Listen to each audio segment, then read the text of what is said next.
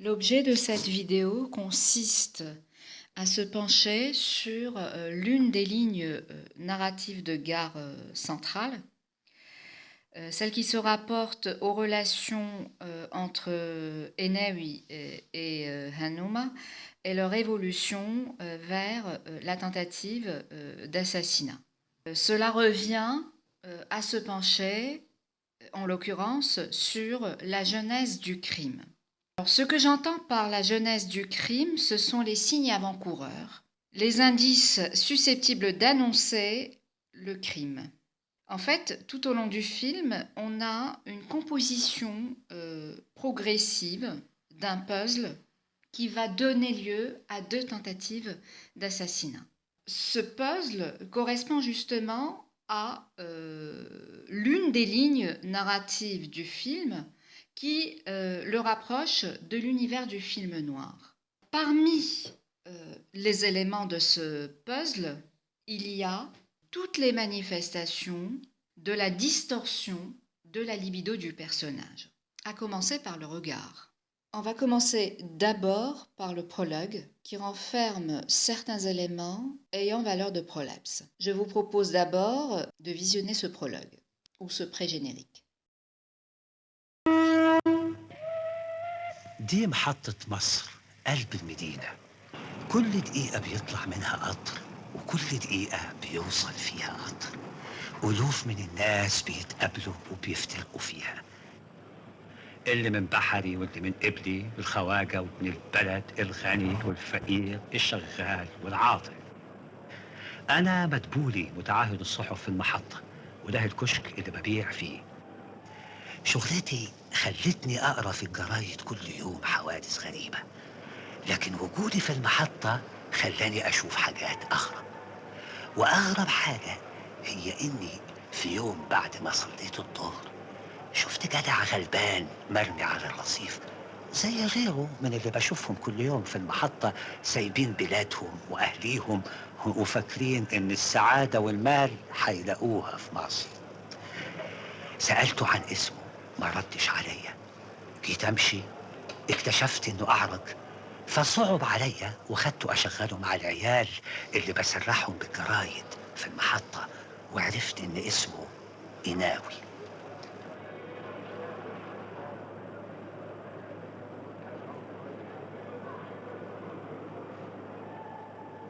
بعد كده لقيت له كشك في المناورة يتاوى فيه لغاية ما ربنا يسهل له. وفي يوم حبيت أطمن عليه ورحت له الكشك. اكتشفت إنه إنسان محروم لدرجة إنه بقى مريض.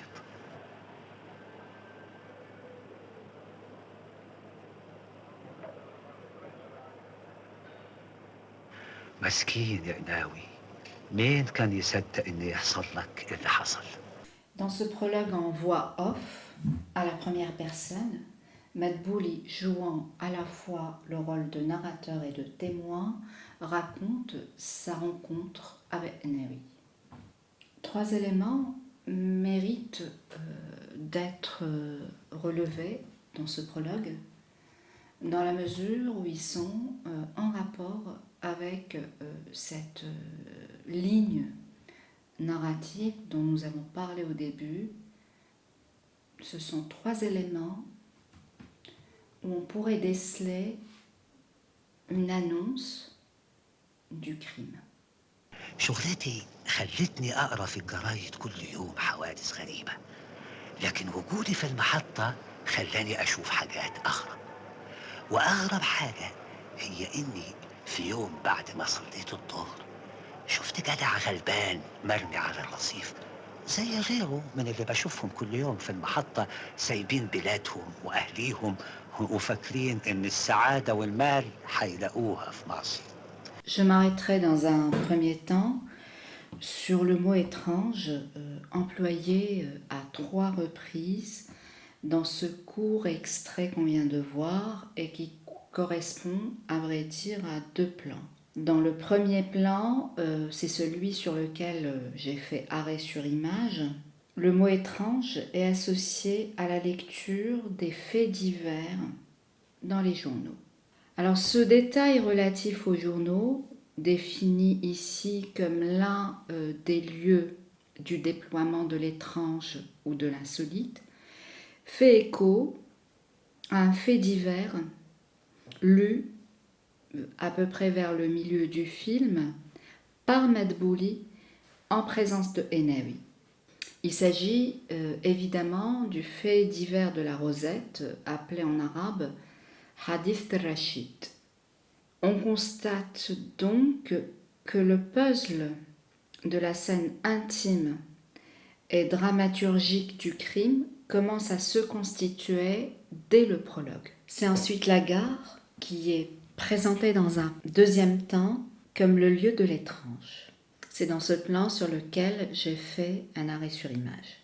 Mais l'étrangeté des choses vues dans la gare est beaucoup plus grande que celle des faits divers.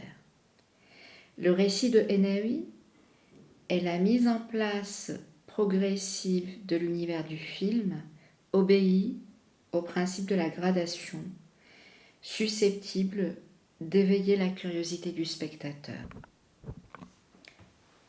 Avec la première apparition de Henawi, nous sommes en présence d'un troisième palier de l'étrangeté.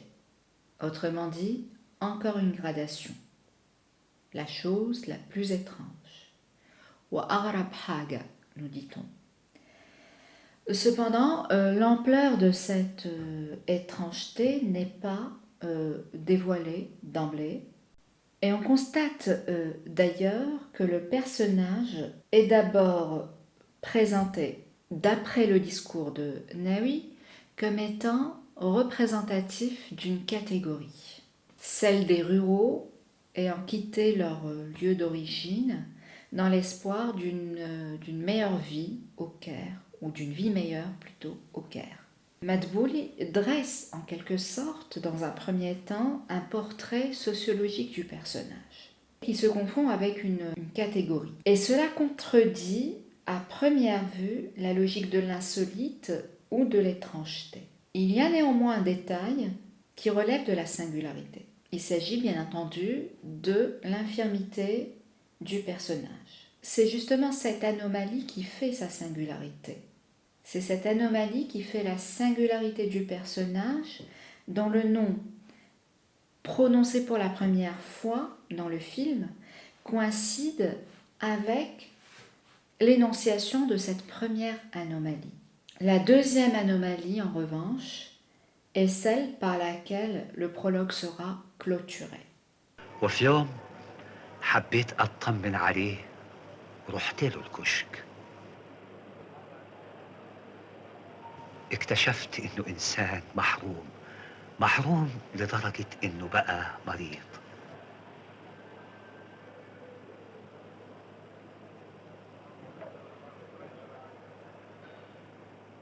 مسكين يا قناوي، مين كان يصدق إنه يحصل لك اللي حصل؟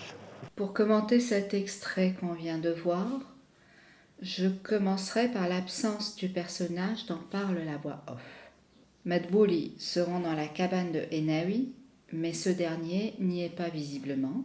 C'est un choix scénaristique et de mise en scène qui est, à mon sens, assez significatif. Jusqu'ici, nous n'avons pas vu le visage du personnage qui nous est présenté par la voix off de Madbouli.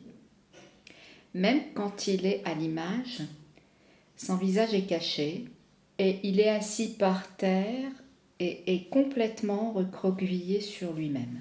Cette mise en scène, outre qu'elle renforce ce qui est dit par Madbouli sur la vulnérabilité sociale et physique du personnage, a pour effet de retarder l'apparition du visage à l'écran. Or, le visage au cinéma est vecteur d'identité et de l'identification du spectateur au personnage. Il faut sans doute tenir compte du fait que c'est Shehin lui-même qui incarne ce personnage vulnérable et dont on découvre dans les derniers plans du prologue l'ampleur de la frustration.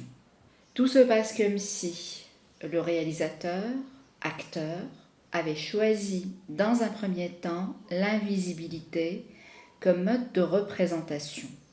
Une invisibilité compensée en revanche par la projection imaginaire à travers ces images de pin-up accrochées au mur de la cabane du personnage. Enawi est réduit à une seule dimension à la fin du prologue, la projection de sa libido torturée. Le réel, qui aurait pu être représenté dans les derniers plans par une présence physique du personnage, recule au profit de l'imaginaire et de l'obsession. Je dirais que la cabane de Enawi est ainsi l'antichambre ou encore la scène intime où s'enracine le crime passionnel. À la présence physique de Enawi dans les derniers plans du prologue, le réalisateur a préféré la confrontation entre le regard du témoin Madbouli et les photos des pin-up. Ceci est susceptible également de faire du spectateur un témoin.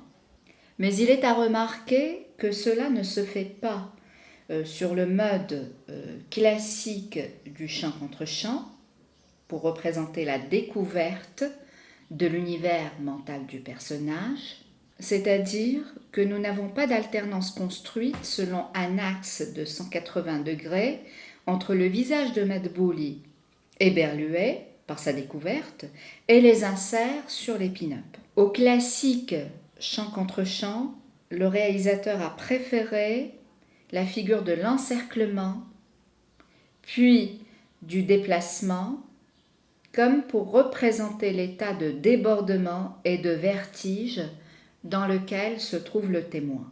Au tout début du premier plan sur lequel s'ouvre cet extrait, on ne voit que les images des pin-up, autant dire que le réalisateur, voulant rendre compte de la frustration de Enawi, nous met d'emblée face à la projection de l'imaginaire torturé de son personnage.